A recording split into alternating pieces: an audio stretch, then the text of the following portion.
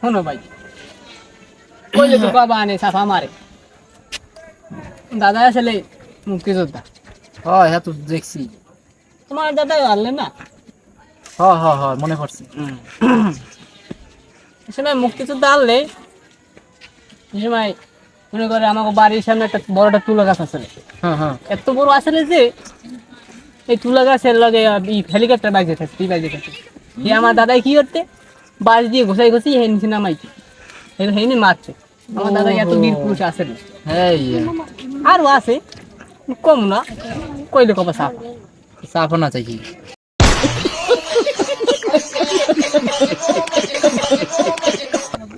আরে বেটা গপ্পর কথা কি কম, কইলি কয় গপ্প, এই জমানার গুড়াগাড়া একটাও ভালো।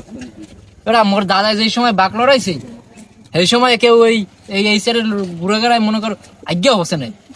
আর জানো হ্যাঁ হেকালে আমার বয়স হলো 18 বছর, আমি তো জানি। আর 18 বছর হলে তুই যে 18 বছর হলে তাই না যে মুখে একটা গরুতে যে 22টা ছাও দিছিল হ্যাঁ মনে আছে?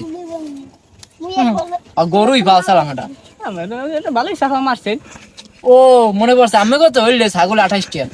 হ্যাঁ হ্যাঁ ওই তুমি ঠিকই কইছো, মো দাদা তোমার দাদা একসাথে গেলে মনে আছে। এই তো মনে পড়ছে কি এই তো এই এখন এই জমানার গুড়াগাড়ার কোনো কথা কই কোনো শান্তি নেই, কইলেই কয় গপ্প। এখানে আর গপ্প শুনবো না, এখান দিয়ে যাই। ও ছোকরা কি বল, ও চাপার কি বলছে? বলো দেখিস যা চাপাই মারবে না। আরে বলো যাই যাও তো তোমার বাসা ওদিকে দিয়ে দিন। ও মুই আটকে আটকে গেলে যাই ভাত খাম দিতে।